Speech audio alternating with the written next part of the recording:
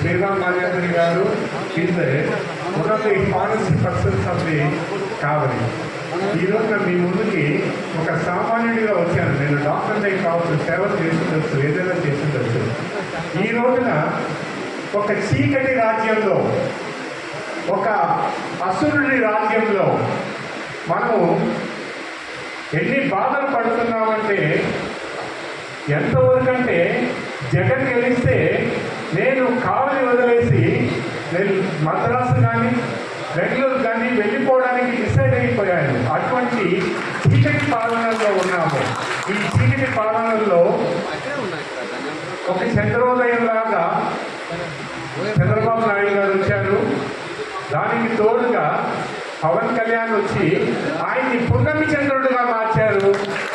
కాబట్టి మన ఎన్డీఏ అభ్యర్థి గురించి ఎంత చెప్పినా తక్కువే. ఎందుకంటే ఆయన మండలాధ్యక్షుడిగా ఉన్నప్పుడు నేను స్వయంగా చూశాను. Is a capable person.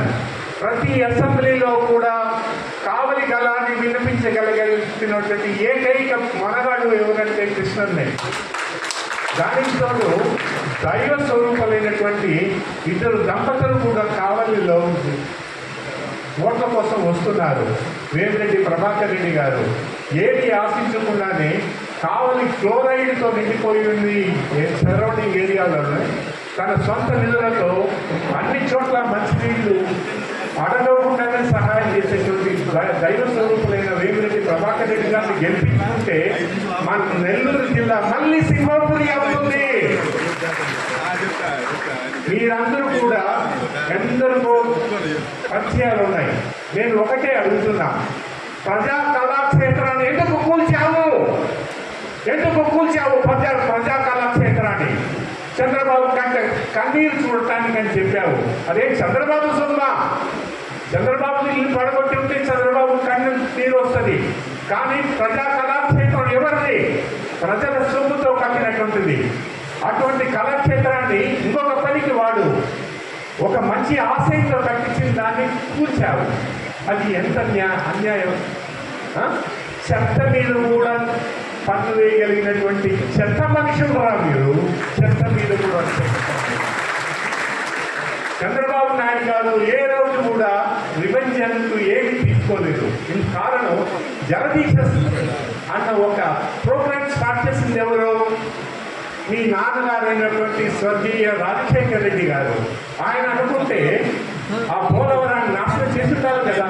ఇలా ఆ పోలవరాన్ని ఎంతో అభివృద్ధి చేసి 70-80% కంప్లీట్ చేసి వైకాపా నాయకులు చేతికిస్తే ఒక బుల్లెట్ వాడు, తొడలు కొట్టేవాడు, బొత్తాలు తీసుకునేవాడు ఏప్రిల్ 22, 2022 టేపు తెచ్చుకొని కొలుసుకొని చూసుకోండి మీ పోలవరం పూర్తయి ఉంటుందని చెప్పి ఆ బుల్లెట్ దెబ్బకి నెల్లూరు జిల్లా వదిలి నర్సరావుపేటలో పడ్డాడు.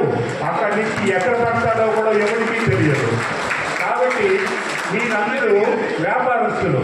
ఇది కావలే కాకుండా చుట్టుపక్కల ఉన్నటువంటి గ్రామాల్లో కానీ అందరికీ ఈ విషయం చెప్పండి.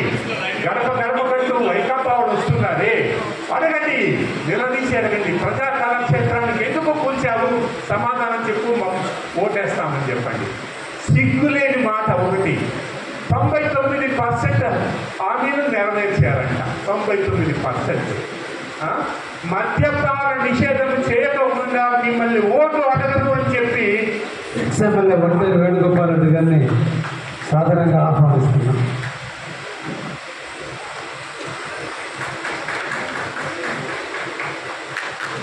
మద్యపాన నిషేధం చేయకుండా మేము ఓటు అడగనమన్నారు.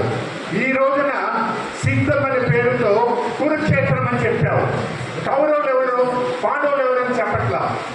ప్రజలందరికీ తెలుసు నువ్వు కౌరవులు అనైతిక పొందికతావు.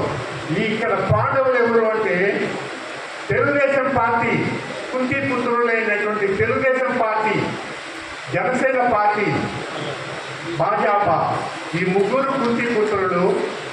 వీరికి తోడుగా మాలి పుత్రులు అయినటువంటి ఒంటేరు వేణుగోపాల్ రెడ్డి గారు సహాయంతో జెండాపై కపిరాజులాగా ఆంజనేయ స్వామి ఆశీస్సులతో మన అన్నగా వేమిరెడ్డి గారిని, కృష్ణారెడ్డి గారిని గెలిపించాల్సింది మీ అందరికీ తెలియజేస్తున్నాను. నాకు ఈ అవకాశం ఇచ్చినందుకు చాలా చాలా ధన్యవాదాలు.